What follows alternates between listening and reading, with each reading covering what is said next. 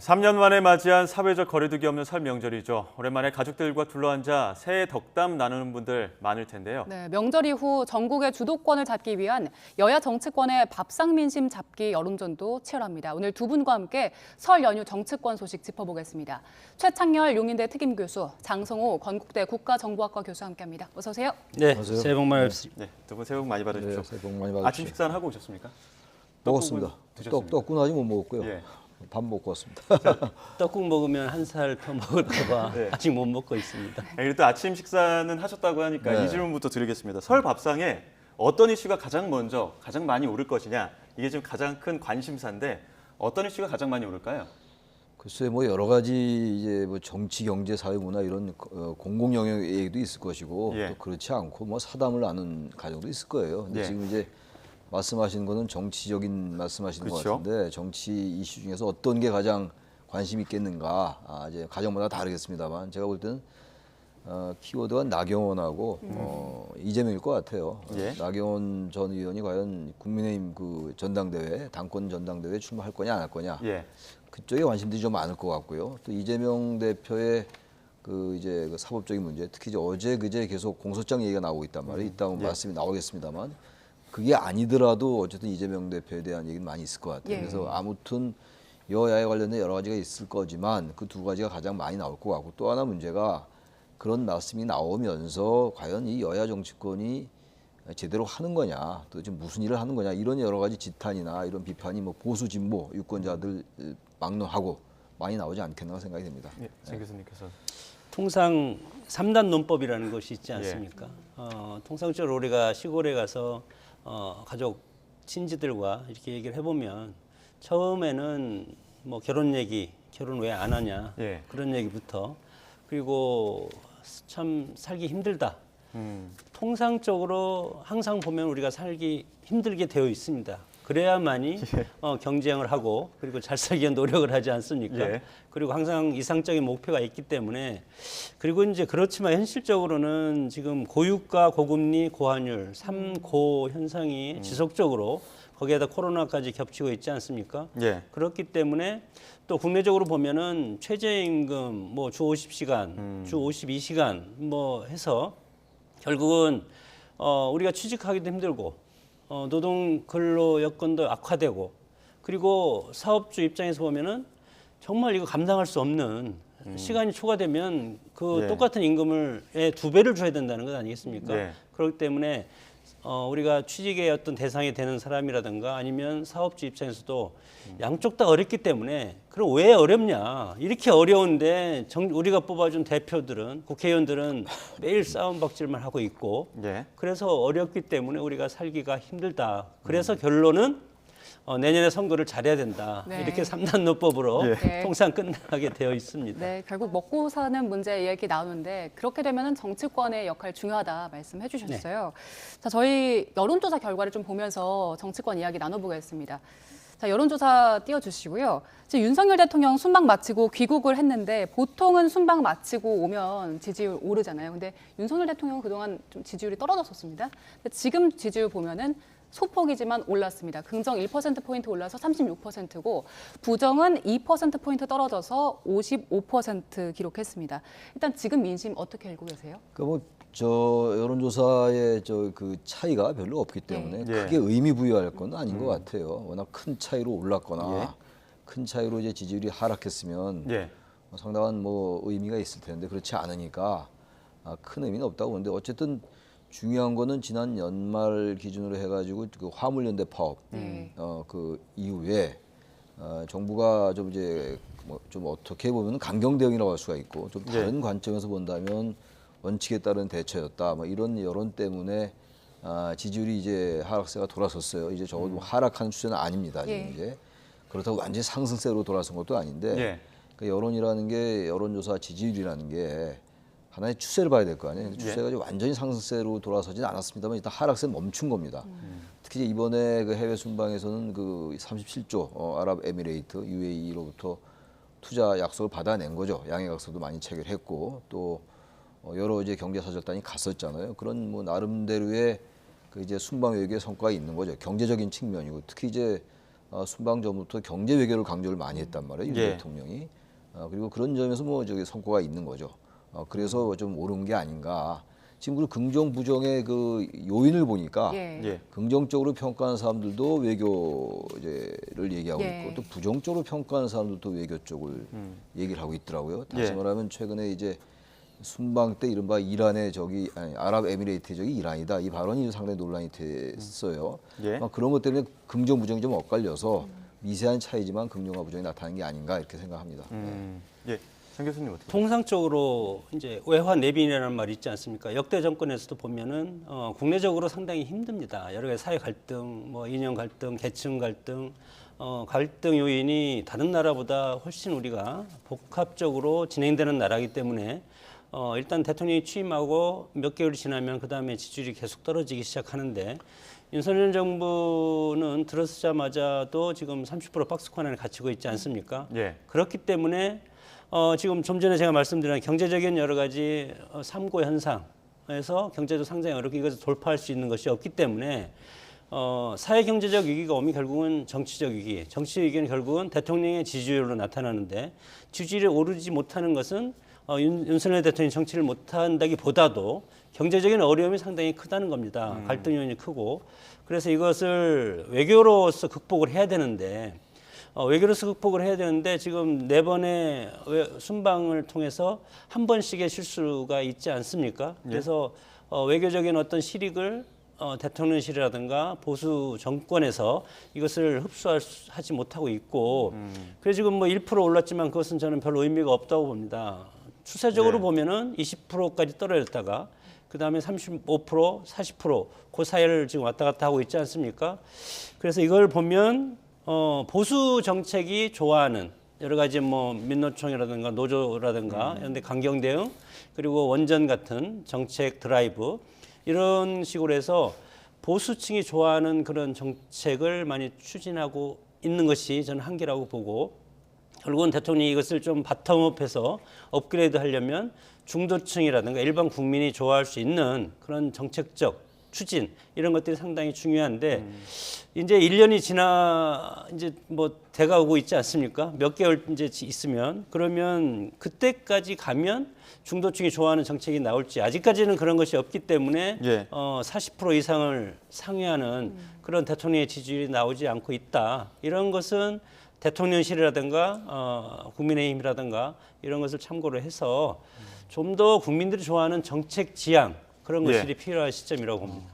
자, 앞서 최 교수님께서도 말씀하셨지만 지지율을 보면 뭐 오차 범위이기 때문에 큰 의미는 없겠습니다만 긍정의 이유도 부정의 이유도 외교였습니다. 그중에서 지금 아직까지도 UAE에 적은 이란이다 이 발언 때문에 뭐 한국과 이란 마초 취하기도 하고 그리고 뭐 고위급을 특사로 파견해야 된다는 이야기까지 나오는데 이 부분에 대해서는 향후의 지지율에 어느 정도 또 다시 한번 좀 여진이 있지 않을까 싶긴 한데 어떻습니까? 글쎄요, 지금 이제 외교부가 입장을 내긴 냈는데 예. 외교부가 낸 얘기가 좀 이제 그 이란을 이제 달래기에 좀 부족해 보여요. 그러나 예.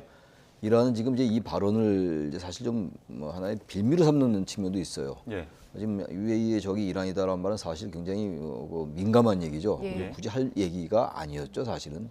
물론 그 얘기를 한 장소가 그 말씀을 한 장소가 공적인 장소는 아니었어요. 공적인 장소는 아니고 우리 아크 부대에서 한 예. 말씀이긴 합니다만 이란으로서는 뭐 예민할 수밖에 없죠. 이란이 지금 나오는 게 지금 이제 이란의 그 자금이 동결돼 있잖아요. 원유 수입 예. 대금이. 거기에 대한 문제 제기를 하고 있고 그리고 또 지난번에 윤 대통령이 핵에 관련된 말씀을 한 이후에 NPT 탈퇴 얘기까지 하고 있다고요. 그러니까 우리나라에 좀 시쳇말로 하면 좀 시비를 좀 거는 거죠. 그러니까 이제 그 대통령의 말씀 그거 하나만 가지고 항의하는 게 아니라 그 말을 빌미로 해서 좀 과도하게 이란이 우리한테 좀 책을 잡는 경향이 좀 있어 보여요. 게다가 지금 말씀처럼 이란과 한국이 다 양국 대사를 초치했단 말이에요. 예. 양국 대사를 초치해서 얘기하는 건 물론 설명을 하거나 설명을 듣는 거긴 합니다만 외교적으로는 그건 항의의 뜻이 강력하게 내포되어 있는 거거든요. 이란도 이제 우리나라에 항의하는 것이고 우리도 이제 이란에 대해서 너무 과도한 거 아니냐 반응이 이제 이런 그 함의가 깔려 있는 거거든요. 문제는 글쎄 이 발언에 대해서 이란이 더 이상 문제를 안 삼으면 그냥 가라앉는 것이고 또 우리 외교부 입장 분명하잖아요. 한 이란 관계는 변화가 없다. 예. 그리고 이제 우리나라에 지금 뭐 강남에 테헤란로가 있잖아요. 이란과 예. 굉장히 우호적 관계였는데 요즘 와서는 좀 그 관계가 과거에 비해서는 좀 소원해진 것만은 분명해요. 아까 말씀드린 그런 관계도 연유도 있습니다만 다른 여러 가지로 또 우리나라 선박을 납포한 적도 있었고 그렇다면 이 부분을 단순하게 외교부의 그런 발언 가지고만 이란이 그냥 더 이상 시비를 안 걸 것인지 그건 좀 두고 봐야 될 것 같아요. 그래서 만약에 그 부분이 다시 외교적 논란이 되거나 이렇다면은 지지율에 영향을 줄 수가 있겠죠. 예. 그래서 저는 이 부분을 좀 추이를 지켜봐야 될 것 같고 당장 지금 어떻게 대통령이 유감을 표명하면 문제는 끝날 수 있을 것 같긴 한데 지금 대통령이 유감을 표명할 것 같지는 않아 보여요. 대통령보다는 이제 외교부가 얘기를 하고 있으니까. 그래서 이 상황을 좀 지켜봐야 될 것 같은데 저는 이란이 조금 더 이 문제에 대해서 더 문제를 삼을 수 있을 것 같아요. 그렇다면 조금 다른 방안을 모색할 필요도 있지 않을까. 네. 외교부 대응이 지금 이란 달래기엔 좀 부족하다는 말씀 해주셨는데 어떤 대응들 더 해야 될까요? 뭐 더 대응할 게 있겠습니까? 사실은 특사 파견 같은 이야기도 나오는데. 특사 파견 한다고 하더라도 지금 이란이 지금 울고 싶은데 우리가 빌미를 준 겁니다. 사실은 이란이 지금 이렇게 우리 대통령이 물론 우리 최 교수님이 좀 전에 얘기했지만 그거에 대해서는 약간은 불필요한 발언은 맞습니다. 왜냐하면 제3국의 지도자가 양국의 그런 것을 적이라고 표현한 것은 부적절한 표현인 것은 맞지만 그럼에도 불구하고 이란이라면 사실은 방금 뭐 책임 말씀하셨지만 77년에 우리가 이란과 수교를 해서 제1의 중동붐의 전축이지 아니겠습니까? 예. 그리고 여기 테헤란로가 우리 서울에는 생겼고 이란에는 서울시라는 그런 지명이 예. 생겼기 때문에 상당히 무역 교역량도 상당히 많고 그리고 이란이 해외 은행을 개설하는데 지점이 한국밖에 없습니다. 그리고 트럼프가 이란에 대해서 핵 제재를 하기 전까지는 한국 제품을 이란 국민들이 가장 선호하는 그런 교육 상대국이었는데 지금 이란이 이렇게 얘기하는 것은 결국은 대한민국을 향해서 외교적인 압박을 하는 것이 아니고 미국을 향한 압박이다. 그렇기 때문에 우리가 여기서 벗어나기가 어렵다는 겁니다. 우리가 볼모로 사실은 잡힐 수밖에 없는 것이고 핵심적인 건 두 가지 아닙니까? 하나는 유엔이 석유 기금을 동결한 것. 우리나라에 동결한 것이 약 70억 달러, 약 7조 6천억. 세계에서 최고 많이 우리가 동결이 됐고 일본은 15억 달러, 약 15억 달러니까 약 뭐 1조 정도 되죠. 그 정도밖에 안 되는데 우리는 세계에서 최고 많이 이란의 어떤 석유 자금을 동결을 하고 있고 여기에 지불준비금이 있습니다. 약 20억 불, 2조 1,800억 원. 이런 식으로 돼 있기 때문에 이번 기회를 통해서 한국을 압박함으로써 미국한테 견제구를 던지는 그래서 이걸 해결하고 싶은 그런 것이 있고 여기에도 굳이 우리가 핵무장 한다는 것은 핵을 갖겠다는 건 아닌데 네.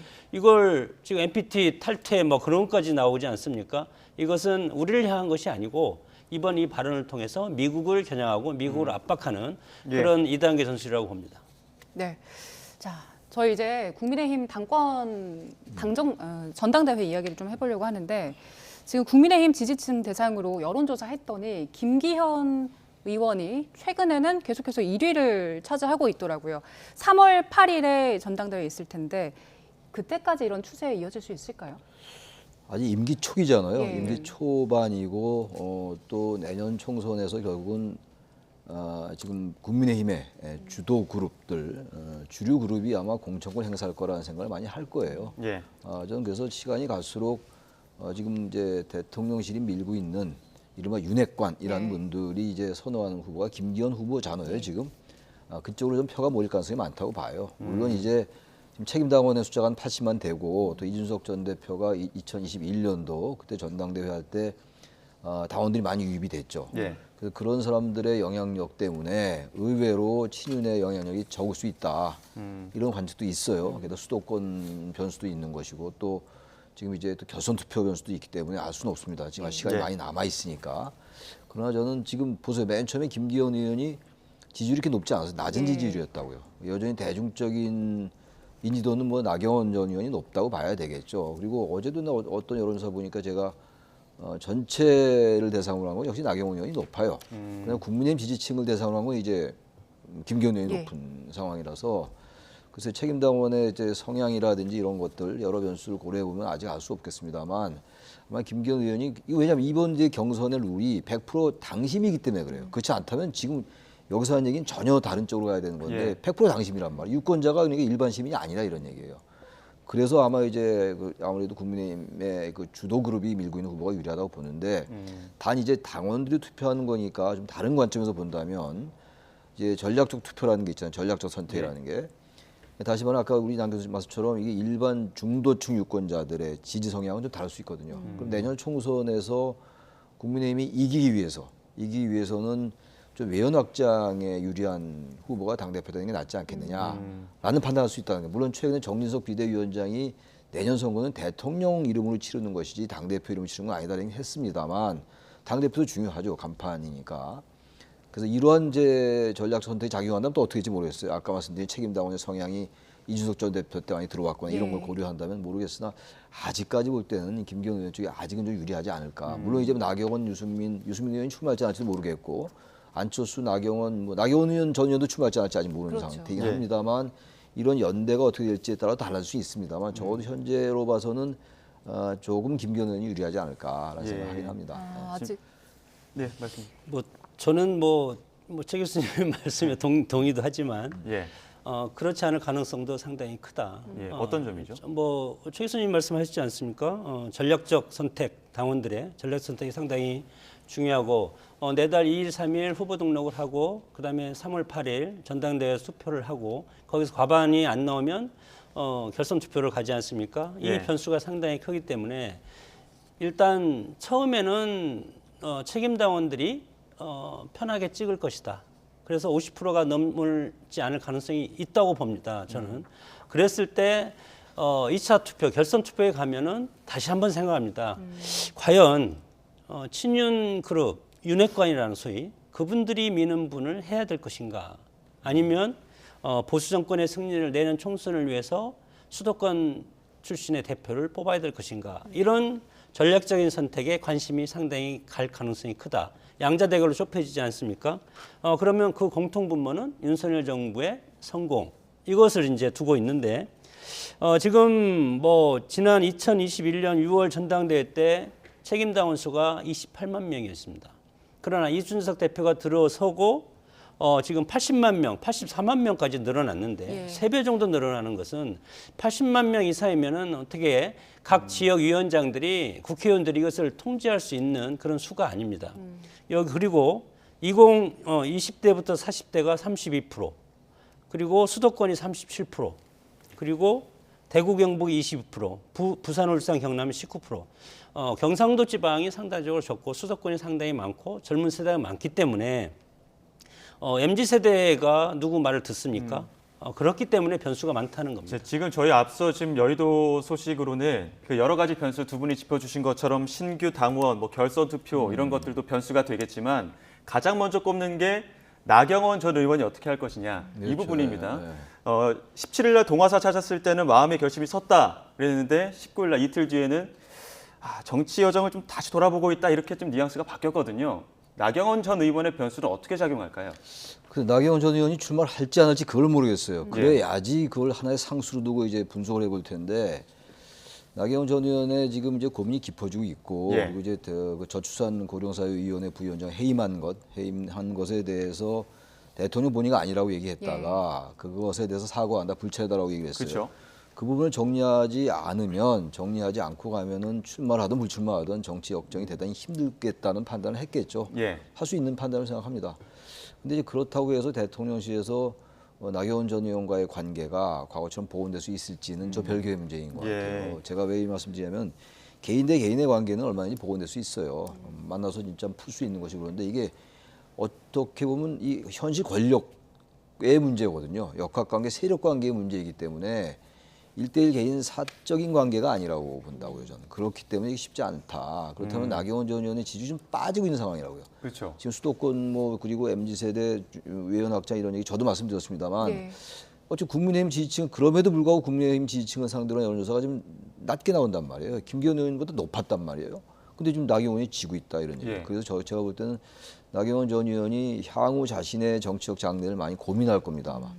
불출마를 해서 새롭게 이제 여권 주도 그룹과 주윤, 뭐 친윤 그룹과 이제 관계를 복원해서 내년 총선에 출마하고 다시 얼마든지 또 재기할 수 있는 거잖아요. 5선 되는 거니까. 예.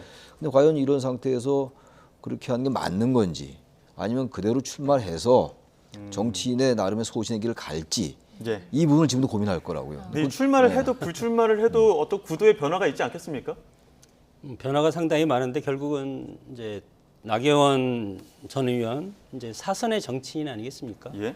지금까지 우리가 전 국민이 언론에 비춰지는 여러 가지 모습을 봤는데 결국은 윤석열 정부의 성공을 위해서 헌신하겠다. 그 하나밖에 없습니다. 결국은 국민은 정치는 국민을 위해 하는 것이고 예. 그렇기 때문에 제가 개인적으로 생각하고 판단을 하면 출마할 수밖에 없지 않을까. 아, 예. 저는 뭐 100%라고 생각이 듭니다. 왜냐하면 지금 나경원 전 의원이 선택할 수 있는 것은 지도자의 길을 갈 것인가 아니면 정계 은퇴 여기서 정치 끝 할 것인가.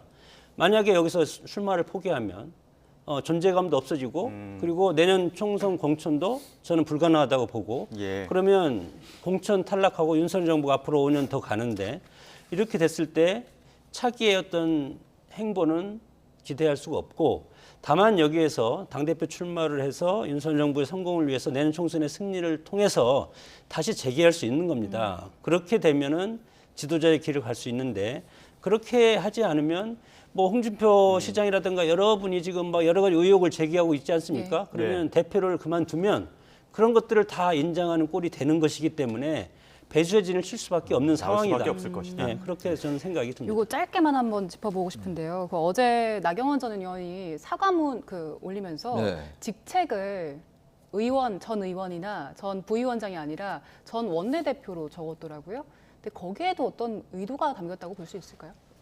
전 원내대표라면 국회 당을 의식하는 거니까 저출산 고령사회 부위원장이라는 거는 그건 공직이고 당 원내대표는 공직이라고 보기는 어렵습니다. 물론 공적인 영역이긴 합니다만 아마 그래서 이게 지금 그러한 부분들이 이제 경선에 장 교수님 왔었지만 출마할 가능성이 높아지는 거 아니냐 이런 관측이 저도 가능하다 보는데 제가 보기엔 나경원 전 의원은 출마를 하는 게 맞는 것 같아요. 출마하는 게 정치인의 자세로 맞는데 과연 출마할 거냐 안 할 건 저는 아직 잘 모르겠습니다. 네, 예, 자, 알겠습니다. 시간이 없기 때문에 민주당 이야기도 해보겠습니다. 지금 저희가 앞서 이재명 대표가 지금 설 밥상 민심이 사법 리스크를 극복하는 데 어떤 기점이 될 것이다, 아니면은 이게 더 악재가 될 것이다 이런 관측들이 여러 가지 나오고 있습니다. 과연 지금 설 앞두고 나왔던 그 공소장 내용, 김만배 씨가 지분 절반을 약속하고 뭐 승인을 시켰다 이런 내용이었는데 이 부분이 설마 밥상 민심에 어떤 작용을 할지 먼저 장 교수님 뭐 좀 해석을 해주시죠.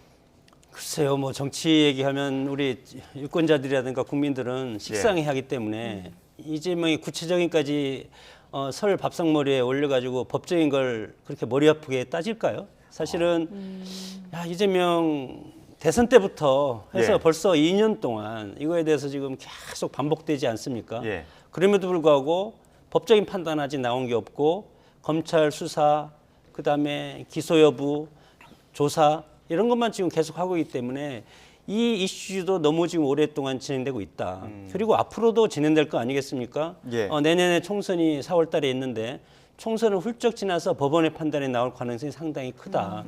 그렇기 때문에 그럼에도 불구하고 검찰의 승리는 기소의 목적이 있지 않습니까? 예. 어떤 사안이 있고 그리고 어떤 고발이라든가 고소건이 들어오면 이거에 대해서 최대한 기소하려고 노력하는 것이 검찰의 특성이다. 이렇게 보고 그것을 억울하지만 이것을 극복해야 되지 않겠습니까?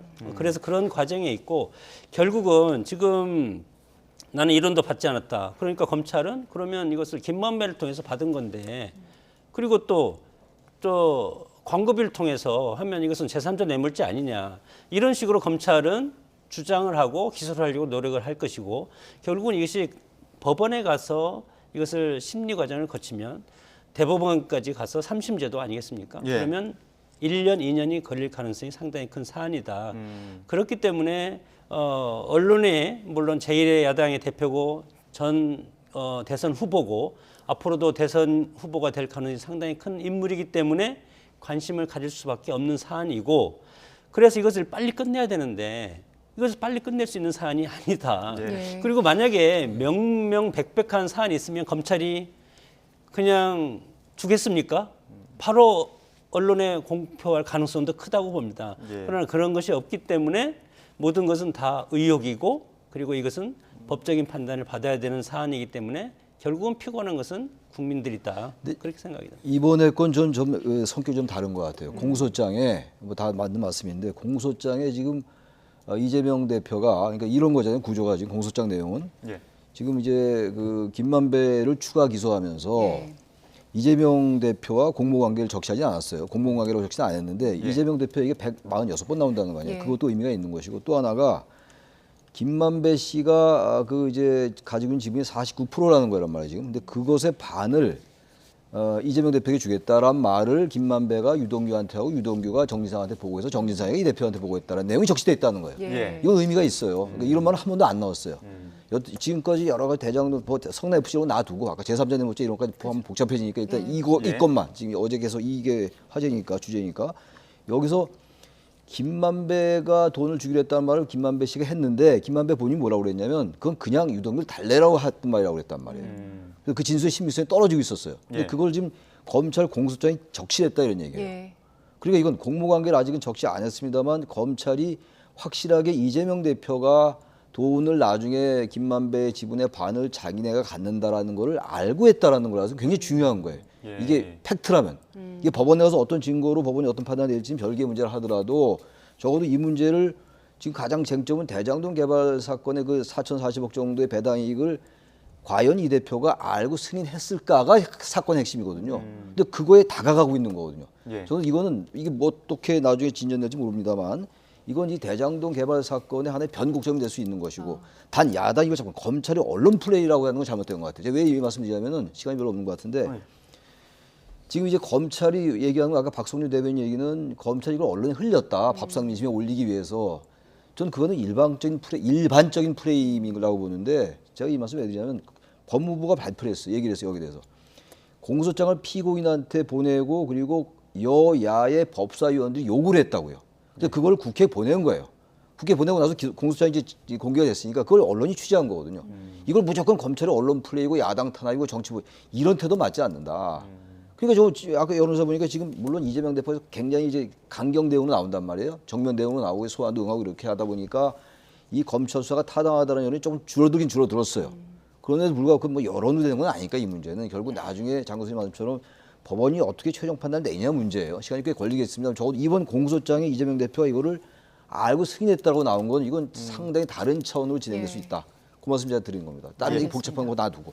예. 그 이제 애초에 이재명 이제 대표가 5,503억을 공익 환수했다고 그랬고 그리고 경실련에서 대장동 개발 사업이익 1조 8천억 원 공익 환수가 10%밖에 안 된다. 이렇게 이제 주장해서 그것도 배치가 됩니다, 사실. 그래서 이런 상황에서 지금 유동규, 뭐 김만배 다 들었다는 거 아닙니까? 예. 그래서 검찰이 또는 정황 증거로 이것을 기소를 할 수는 있겠지만 나중에 법원에 가면은 실체적인 증거가 필요하다는 겁니다. 그렇기 때문에 이것은 우리가 법원의 판단을 보고 이제 나중에 판단을 해야 된다. 그렇게 저는 판단이 됩니다. 예. 네, 알겠습니다. 28일에 이재명 대표 이제 검찰 소환 조사 받으니까요. 그 이후에도 좀 지켜보고요. 자, 오늘 이야기는 여기서 마무리하겠습니다. 지금까지 두 분과 함께했습니다. 최창렬 용인대 교수 그리고 장성호 건국대 교수와 함께했습니다. 고맙습니다. 네, 감사합니다.